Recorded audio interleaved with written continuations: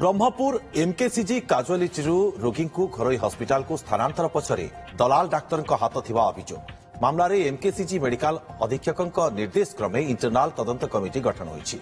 Committee तदंत आरंभ करथिबा बेले सत्यासत्य अनुधान करी 24 घंटा भितर रिपोर्ट देब।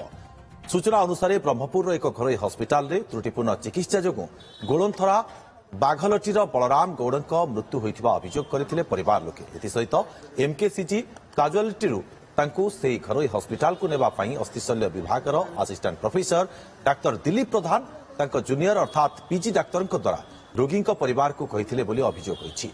ଏହି ଘଟଣାରେ ମେଡିକାଲ ଅଧୀକ୍ଷକ ପ୍ରଫେସର ଦୁର୍ଗାମାଧବ ଶତପଥୀଙ୍କ ନିର୍ଦ୍ଦେଶରେ ଏକ ଇଣ୍ଟରନାଲ ତଦନ୍ତ କମିଟି ଗଠନ କରାଯାଇଛି। ତେବେ ଏନେଇ ଡାକ୍ତର ଦିଲ୍ଲୀପ ପ୍ରଧାନଙ୍କ ପ୍ରତିକ୍ରିୟା ମିଳିପାରି ନାହିଁ।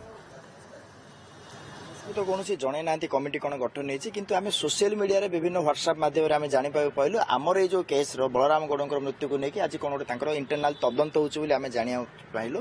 तो तदंत आमको से इनभाइट करवा कथा कि ना भी आम जानू कितु आम सार जस्ट भेटिलु भेटिकी जनइलु सार आप जहाँ इंटरनाल तदंत करूँ न्यायिक प्रक्रिया अनुसार करूँ कौन एविडेंस को छेड़छाड़ न करी सठिक तदंत हो प्रकृत तथ्य सामना को आसू आमको न्याय दिंतु ये सब जिन हेनी।